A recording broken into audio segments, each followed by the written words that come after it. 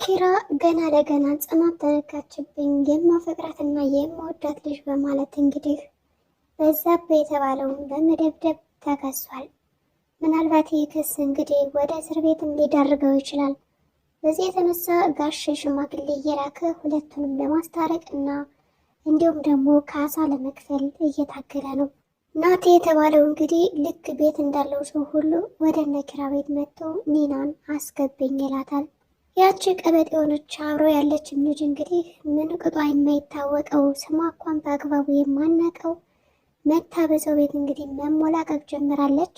ኒና ሁኔታዋ ምንም ደስ ስላላላት እንግዲህ ምን አይነት ጦርነት ውስጥ ነው የገባሁት በማለት እንግዲህ ውሃም ጭሌ ስትላት ከውሃው ላይ ጨው በመጨመር ከንፈሯ እንግዲህ እንዲቃጠል አድርጋታለች። በሌላ በኩል እንግዲህ ቅዱስ ወደነ አለምዬ ቤት እንግዲህ እራት ተጋብዞ ሄዶ ነበረ። እንዲሁም ደግሞ አለምዬ ትዳሯ ስለተስተካከለላት ቡና እያፈላችን ነው፣ ጨስ ጨስ እያደረገችን ነበር ቤቷን። በዚህ የተነሳ እንግዲህ ጠላቶቻችንም ልክ እንደዚህ ጭስ ብንብለው የትፎ ማለት እንግዲህ መረቃቷን ስታዘንብ ነበረ። የጽናት አባት ጋሸም እንግዲህ ኪራን በመጀመሪያ ለምንድን ነው እንደዛ አደረገው ማለት ተቆጥቶታል።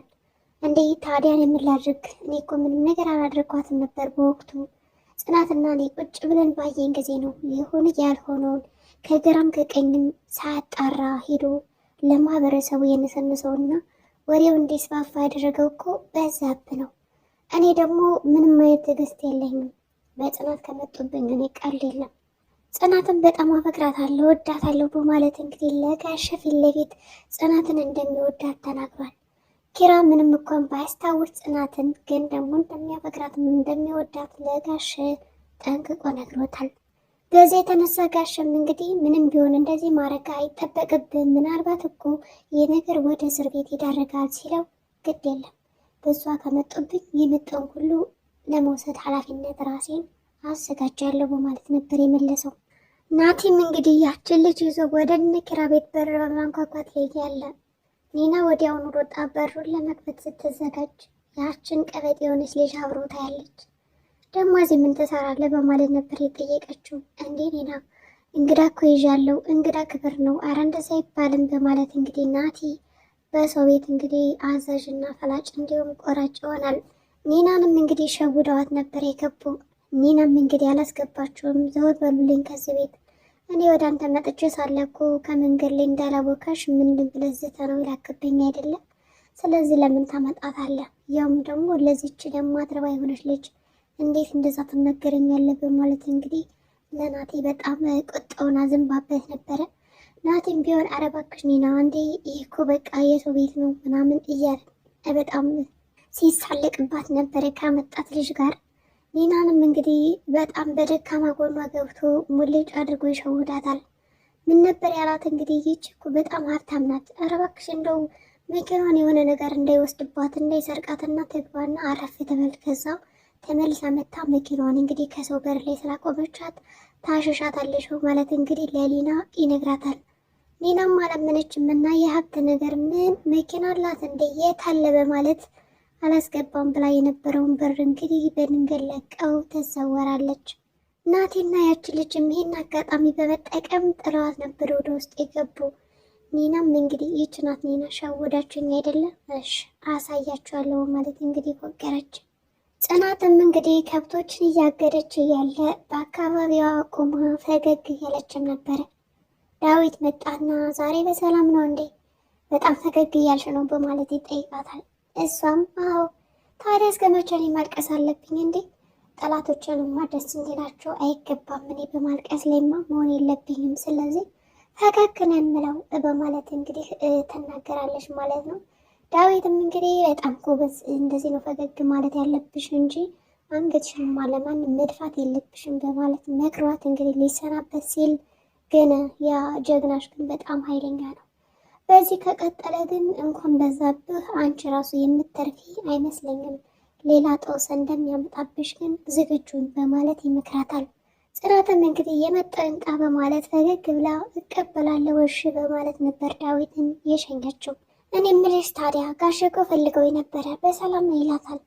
እኔ እንጃ እንግዲህ ለምን እንደፈለጉ ባላቅም ብቻ ሲጠይቅ ነበረ። በቃ እንግዳውስ ወደ ቤት መሄድ አለብኝ በማለት ጽናትን እንግዲህ ትቷት ወደ ውስጥ ይገባል።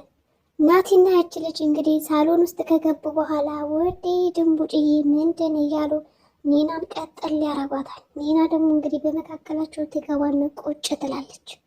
ያ እንግዲህ ስፒድ የተባለውም እያያቸው ነበረ እና ምንም ሁኔታቸው ደስ አላለውም። ሴት ልጅ እንደዚህ ስትሞላቀቅ በጣም ነው የምጠላው፣ ምን ይቷነሽ እያለ በልቡ ያጉረመርማል። ኒና ከመካከላቸው እንግዲህ ቁጭ ብላ ስለነበረ ያች ቀበት የሆነችው ልጅ ወይዬ አረ ፀጉሬን ምናምን እንዴት ነው የፀጉር ይዘሽ የምትሄጂው? ቆረጠኝ እኮ ፊቴን ምናምን እያለች መጮፍ ጀመረች። ናቲም እንግዲህ ይችን የመሰለች ልጅ ለምንድን ነው ይህንን ጭድ የመሰለ ፀጉር ይዘሽ እንደዚህ የምታረጊ? ያለበተ ይዘወር በይልኝ ይላታል። ኒናም እንግዲህ አሁን ይችን ነው ለምቦጭ ምናምን የምትላት ይችን ለምቦጯን የጣለች ሴት ናት እኮ በማለት እንግዲህ ተሰድባታለች ማለት ነው። በዚህ የተነሳ እንግዲህ ስፒድም ምን እየሰደብሽ ነው ስትላት ስፒድ ራሱ መልሶ ይደግምላታል እና የራሳቸው ጉዳይ በማለት ስፒድም ጥሏቸው ይነሳል። ውሃም ጭልኝ አለቻት። ይህም ብሎ እሺ በማለትም እንግዲህ ኒና ወደ ኪችን ሄዳለች። ኒና እንግዲህ የሰረቀችው ዳይመንድ ያስፒድ የተባለ ሰርቋት ሊሸጠው ወደ ገበያ ወጥቶት ነበረ። እኔ የምልሽ የዳይመንድ እኮ ፎርጅን ነው፣ እንዴት ነው እንደዚህ የምትቀልጅብኝ? በማለት ኒናን ይቆጣታል። ኒናም አላመነች። እንዲህ ያ ሁሉ የጨለማ ጊዜ፣ ያ ሁሉ የዛቻና የፍራቻ ጊዜያት ለካ ለፎርጅድ ዳይመንድ ነበረ እስከ ዛሬ ስሳቀቅ የነበርኩት። አንድ ሰካራም እኮ ኦሪጂናል አልማዝ ነው በማለት ሰርቄ ያመጣሁት ነበረ። አንድ እኮ ያለ ተስፋዬ ነበረ። እንዴት እስከ ዛሬ ተሸወድኩ?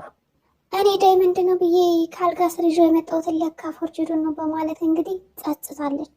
በጣም ተጸጽታ እንዲሁም ደግሞ በዛ ዳይመንድ የተነሳ ስንት ነገር እንዳየች፣ የሰው ቤት እንዳየች፣ የሰው ፊት እንደተገረፈች፣ እንደተንከራከለች ሁሉ ስታስታውስም ነበር። እንግዲህ የኒና ትልቁ ሚስጥሯ ይህ ዳይመንድ ነበር። ሆኖም ፎርጅድ ነው፣ አልተሳካላትም። አለ ብዬ ተስፋ ያደረግኩት አንድ ይሄን ነበረ። ከአሁን በኋላ ምን አይነት ተስፋ አለኝና ነው? ስለዚህ ምን እንደማድረግ ማሰብ አለብኝ ትላለች። እንግዲህ ውሃም ጭልኝ እንደተባለችም ውሃን ለማምጣት ወደ ኪችን ከገባች በኋላ እሷ ከብርጭቆው ላይ እንግዲህ ጨው ነበር የጨመረችበት። ናቲና አብሮ ያለችው ልጅ እንግዲህ በጣም አናደዋት ነበረ። ፍሬሽ የሆነ ውሃም ጭልኝ ስሯት እሺ በማለት ሄደች። ይባስ ብሎም ናቲ ኪችን ተከታትሏት ስለነበረ በጣም ተናዳለች እና ከብርጭቆ ውስጥ ጨው ተጨመረና ውሃ አድርጋ ትሰጣታለች። እንግዲህ አጀሪትም እናትዬ ውሃው እኮ ቆየብኝ እያለች እየቀበጠችብን ነበር፣ ተረጋጊ መጣል አይዞሽ እያለ እሱም ሲያባብላት ነበረ። በዚህ የተነሳ እንግዲህ እሷም አመጣችላት። ስትጠጣው እንግዲህ ጨው ነው።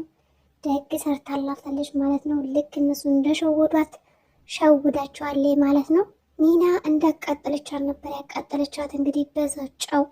በሌላ በኩል ያስፒድ የተባለ ከኒና መኝታ ክፍል ሄዶ እንግዲህ ቁጭ ብሎ ያወራል። እኔ የምልሽ እንዴት ነው እንደተሸወርሽኝ ግን ታያለሽ፣ እያንዳንዳችሁ ሁላችሁንም የምበቀላችሁ ይላታል። ኒናም እንግዲህ እኔ ምን አደረግኩ በማለት እንግዲህ ጭራሽ ደግሞ እንደው ከክላስ የመጣ እንደዚህ ተሳደባለ ወይ ስትለው በቃ ዱላ አምሮሻል ማለት ነው አይደል አንቺ ልጅ የሆንሽ ነገር እስኪ ዝም በይ በማለት አመነጫጭቆ እንድትወጣ ያደርጋታል። ኒናም በቃ እኔ ልሂድ በማለት እንግዲህ ሄደች። ሰኑና መሩ እንግዲህ የኪራ እህት መምጣቷን ስለሚያውቁ ለምን ሄደን አትጠይቃትም በማለት ይመካከራሉ። መሩ እንግዲህ እንደውም እኮ ጓደኛዋ ራሷ አልመጣችም፣ ወደ ሀገሯ ሂዳ ከዛ የሰው ምላስ አናዷት እና አብገነዋት ተመለሰች። እንደው እዛ ባዶ ቤት ተዘግታ ምን ይውጣት፣ ለምን ሄደን አናይም በማለት ተመካክረው ለማየት ሄደዋል። ከመሄዳችን በፊት ግን እስኪ እንደውል በማለት ስልክ ይደውሉላታል። ኪራም እንግዲህ ስትደውልላት ሰኒ ማንሽ አላወቅኩሽም በማለት መለሰች። እስካሁን ስልክ የለሽም እንዴ? አረ የለኝም። ለማንኛውም እኔ ሰኑ ነኝ፣ ወደ አንቺ ቤት ልመጣ ነው እኔና ምሩ ስትላት ትደነግጣለች። ምክንያቱም እንግዲህ ከምትኖርበት ህይወት አንጻር እንዲሁም ከቤቷ ከምግብ አንጻር ኪያ አንዲት መኝታ ክፍል ነው እንግዲህ ተከራይታ ያለችው። በዚህም የሚበላ የሚጠጣ ከስንት አንድ ነው ያላት። ጦማን ሁሉን የምታድር ብንለው ይቀላል። በዛ ላይ የአከራይዋ ፊት በጣም ያስፈራታል። ሰው በመጣ በገባ ቁጥር ይጨቃጭቃሉ። እሷም እንግዲህ እሺ በማለት አላሳፈረቻቸውም። እሺ አሁን ምን ልስራ በማለት ማሰብ ጀመረች። ቅዱስም እንግዲህ ከነ አለምዬ ቤት ሄዶ ቡና እየጠጣ ነው። እናመሰግናለን ይሉታል። ኪራም እንግዲህ ደውሎ ነግሮን ነበረ ከሰው ጋር እንደተጣላ። ቅዱስ እንግዲህ ቆይ መቼ ነው የምትመስለው እያለ ጥሩ ምክሮችን ሲመክረውም ነበር።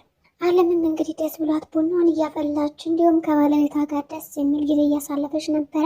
በዚህ የተነሳ እንደው ያቺ ጽዮንዬ ምን ነው ደከማት፣ ስራ በዝቶባት ነበረ። እስኪ ችልያት እስኪ እራት ልጥራት እያለች እንግዲህ ስትጣራ ነበረ። ቅዱስም በጣም ግራ ግብት አለው። እንዴት ያቺ ጽዮን ከማንም ጋር የማትስማማ ሰው ከአለምዬ ጋር እንዴት ተስማማች በማለት አሰበ።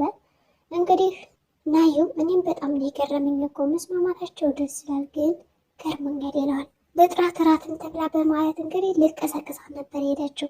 ኪራም እንግዲህ በዛብህን ይቅርታ ለመጠየቅ ወደ ሽምግልናው ሄዷል።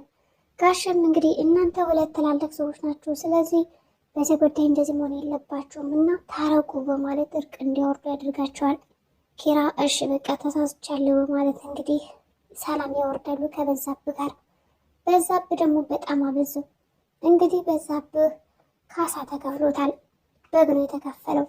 የሆነ ትንሽዬ ነገር ባደረገና በደበደበ ቁጥር ካሳ ይጠይቃል። እሺ ግን እኮ በቃ ያቺ ካሳ ራሱ በጓ ትንሽ ናት ይላል። ኪራ ደግሞ አንዴ አረ በቃል እንደውም በስቶባል። ሲጀምር እኮ እግር አልተሰበረ እጁ አልተሰበረ፣ ምንም ያደረግኩ ነገር የለም። ስለዚህ ካሳው ይበቃል በማለት እንግዲህ ሰላምታውን ካወረዱ በኋላ ወደ ቤት ይገባሉ። ጋሸም በቃ ህል ነገር እንቅመስና እንሄድ በማለት ተያይዞ ሄዱ። ኪያም እንግዲህ እንግዶቿ ከመጡባት በኋላ ሻይ ለማፍላት እንግዲህ ደፋ ቀና ስትል እስቶቡ ምንም እየበራ አይደለም። ይህን ያስተዋለችው እንግዲህ ሰኒ እስቶቡ እኮ እየበራ አይደለም ማለቻት። ያች አሰሪ ነምቱን አሁን ቆጣሪ ቆጥራል የምትለኝ ምን ነበረበት ሻይ እንኳን ብንጠጣ አሉች። ምሩም ኧረ ችግር የለውም አትጨነቂ፣ ደግሞ በዛ ላይ እንደዚህ ብቻ ሽንኩርት ከምትይ ለምን ወደኛ ቤት እየመጣሽ አትጫወችም አሏት። እሷም እሺ አለቻቸው። ድራማ የተቋጨው በዚህ ነው። ሰላም ጤና ይስጥልኝ ቻናል ቤተሰቦች፣ ለዚህ ቻናል አዲስ ከሆኑ ሰብስክራይብ ያድርጉ። በቀጣይ ቪዲዮ እስከምንገናኝ መልካም ጊዜ ሆነላችሁ።